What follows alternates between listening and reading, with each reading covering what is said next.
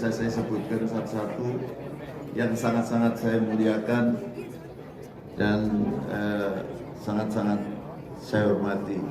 Syukur alhamdulillah, kita panjatkan puji syukur kehadirat Allah Subhanahu wa taala, Tuhan Yang Maha Esa, atas ridhonya kita masih bisa bertemu dalam keadaan sehat di hari ini, pada hari pelantikan pengurus MTI Pusat yang baru kita selenggarakan pada hari ini.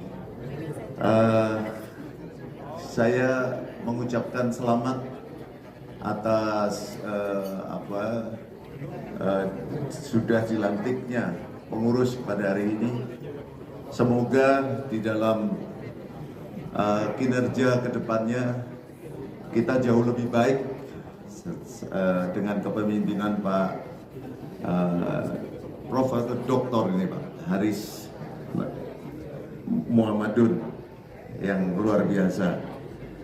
Moga-moga MTI bisa lebih berperan di dalam menjadi mitra strategis daripada pemerintah untuk merumuskan kebijakan, mengembangkan tenaga profesional, serta berfungsi sebagai jembatan mediator bagi seluruh pemangku kepentingan dan mewujudkan sistem transportasi yang aman, nyaman, selamat,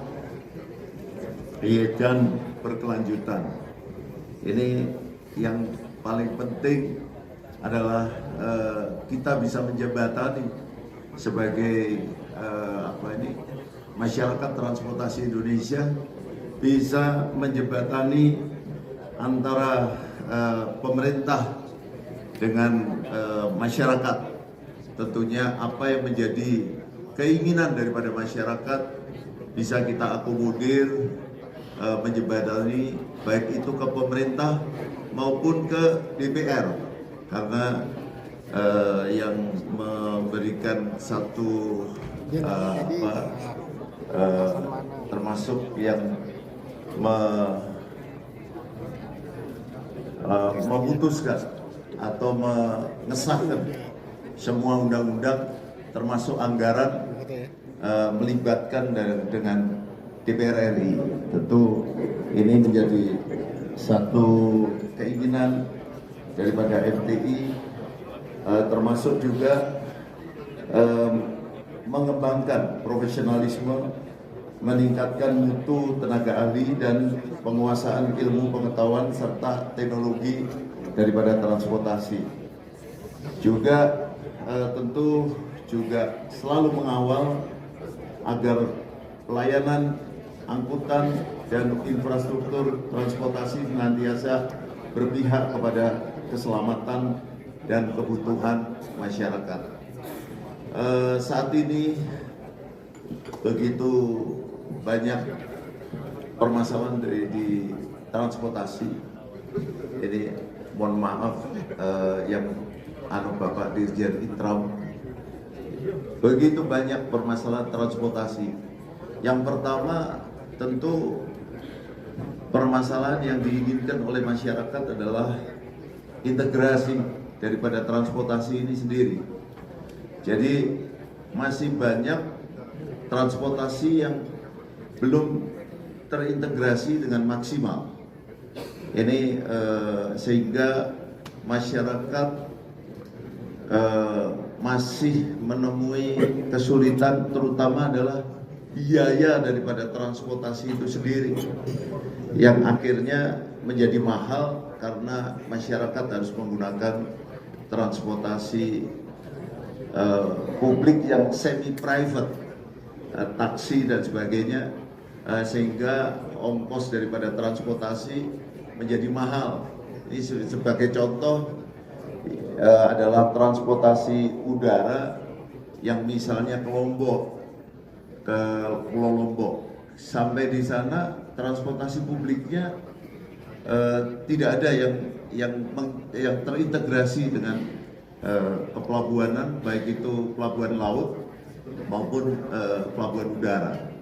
sehingga mereka harus menggunakan transportasi semi private dan mereka terbebani dengan biaya yang demikian mahal, hampir sama dengan biaya transportasi udaranya.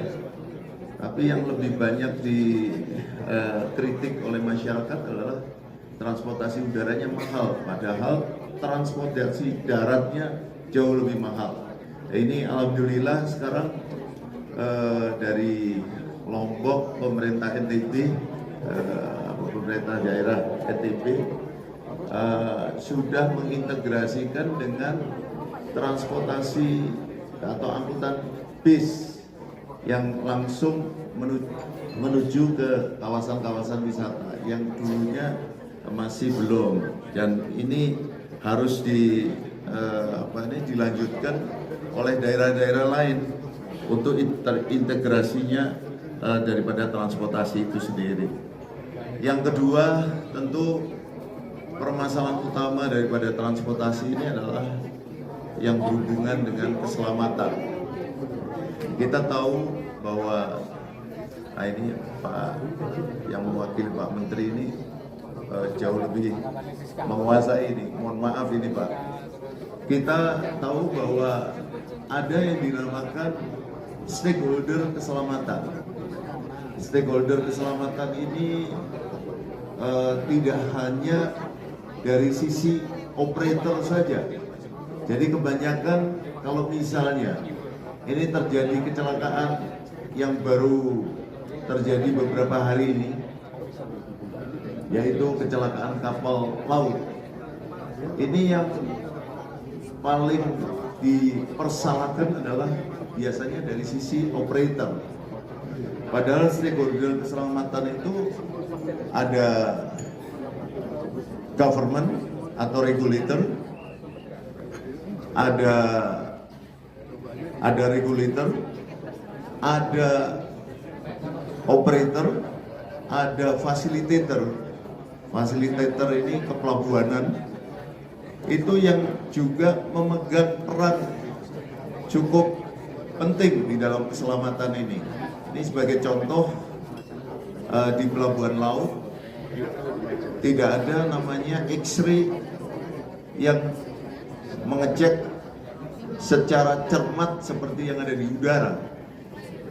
Misalnya penumpang membawa korek api, misalnya penumpang membawa bom, misalnya penumpang membawa yang membahayakan terhadap keselamatan daripada transportasi.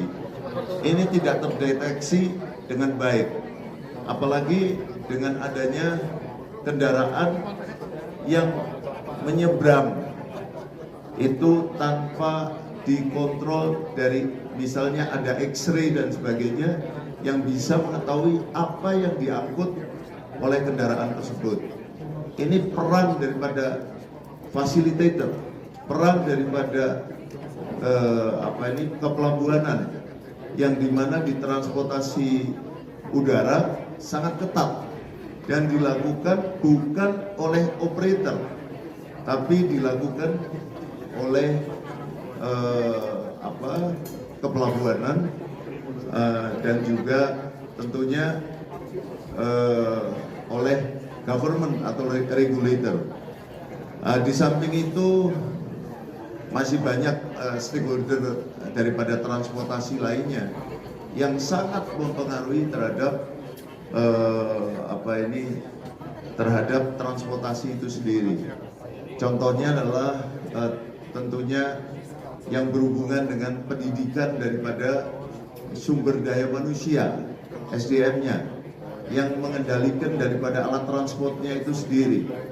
Ini juga peran daripada government atau peran daripada pendidikan, lembaga pendidikan yang tentunya yang di bawah daripada Kementerian Perhubungan atau di bawah daripada kepolisian. Kalau di angkutan darat tentu adalah kepolisian, sehingga di lembaga-lembaga pendidikan ini tentunya harus ketat, harus bagus, sehingga menciptakan operator-operator yang handal di dalam menjalankan daripada transportasi itu sendiri. Jadi ini yang perlu peran daripada stakeholder keselamatan, termasuk juga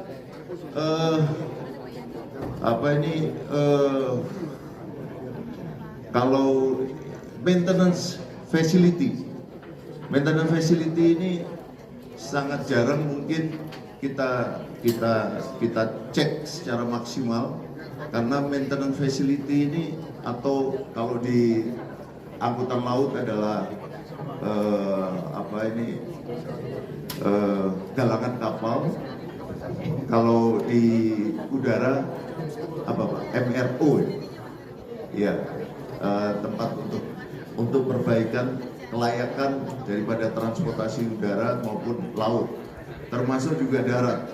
Jadi ini peran-peran daripada untuk maintenance ini betul-betul harus diperhatikan oleh pemerintah, dan harus ada kebersamaan dengan si operator itu sendiri, sehingga maintenance facility daripada transportasi ini akan menjadi lebih baik di dalam menjamin alat-alat transport ini bisa dijalankan dengan maksimal untuk keselamatan, kenyamanan, dan keamanan daripada transportasi itu sendiri. Dan yang terakhir, ini yang sangat jarang juga diperhatikan, adalah transportasi sebagai contoh adalah transportasi laut. Ini sebenarnya begitu mereka melakukan satu upaya untuk penyelamatan dengan menggunakan life jacket, dengan menggunakan life raft, dengan menggunakan skoci dan sebagainya, mereka tapi masih ada peran yang lebih penting lagi selama masyarakat itu sudah terapung-apung di laut, adalah peran daripada Coast Guard kita. Coast Guard ini di bawah Kementerian Perhubungan, tapi kita masih belum jelas siapa yang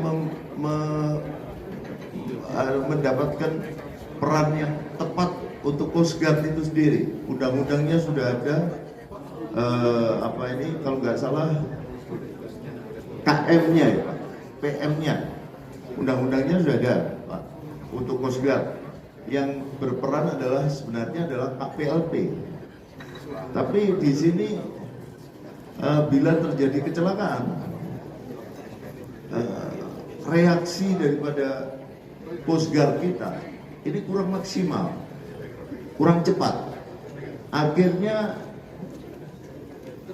dari operator kapal ini sudah menyelamatkan dengan baik, jadi sudah melakukan satu penyelamatan dengan menggunakan life jacket, life raft dan sebagainya.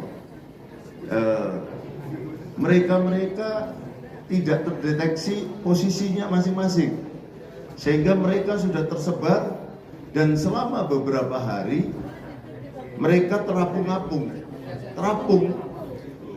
tapi ada batasnya, karena life raft itu batasnya 2 kali 24 jam.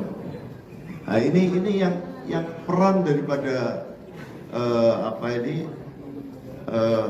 instansi yang berhubungan dengan keselamatan, penyelamatan yang ada di laut, Coast Guard dan sebagainya, ini sangat penting.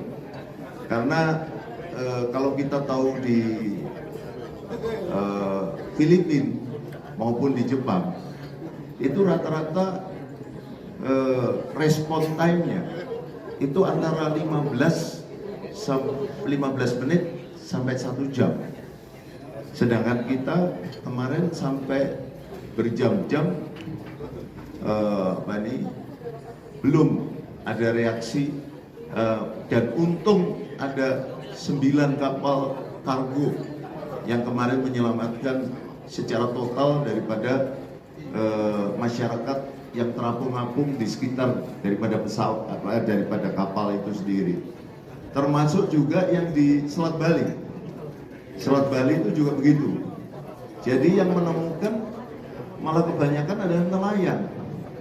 Jadi ini yang terus terang menjadi tugas kita, bahwa keselamatan itu tidak hanya pada saat di kapal, tapi begitu di luar kapal, mereka harus bisa kita selamatkan dengan baik. Jadi ini peran daripada Coast Guard, baik itu Basarnas.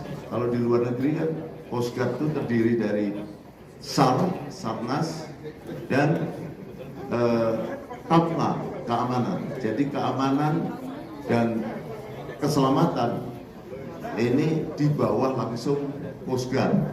Nah, ini siapa yang berfungsi sebagai Coast Guard? Ini yang perlu ditunjuk. Kalau misalnya ini KPLP ya, KPLP. Karena saya pikir yang paling memungkinkan untuk menjadi Coast Guard yang ada di Indonesia ya KPLP. Karena jumlah KPLP sangat cukup dan ada di semua pelabuhan yang ada di Indonesia. Kalau dari lembaga yang lain kayaknya masih kurang. Mereka tidak punya di setiap pelabuhan, ada 600 lebih pelabuhan di Indonesia. Jadi yang memenuhi syarat untuk menjadi penjaga pantai yang benar adalah ya KPLP. Tapi ya tentu ada satu keseriusan daripada Kementerian Perhubungan untuk bisa membina daripada ini dan melengkapi baik itu sumber daya manusia yang tangguh maupun tentu alat-alat transportnya atau infrastrukturnya itu betul-betul dilengkapi sesuai dengan kebutuhan daripada transportasi yang ada di Indonesia, terutama perairan yang ada di Indonesia. Jadi ini penting sekali kita suarakan sebagai masyarakat transportasi Indonesia atau MTI ini untuk transportasi ini agar betul-betul bisa menjamin keselamatan, kenyamanan dan keamanan masyarakat selama menggunakan daripada transportasi itu sendiri. Sekali lagi saya mengaturkan selamat untuk Pak Ketua Umum beserta seluruh pengurus yang sudah melantik pada hari ini. Terima kasih sekali lagi, mohon maaf yang sebesar-besarnya apabila ada kekurangan atau kesalahan. Sekali lagi Pak yang mewakili Pak Menteri, Pak Dirjen, mohon maaf ini saya titipkan apa yang menjadi tentu perhatian untuk bidang transportasi ke depan. Terima kasih. Wassalamualaikum warahmatullahi wabarakatuh.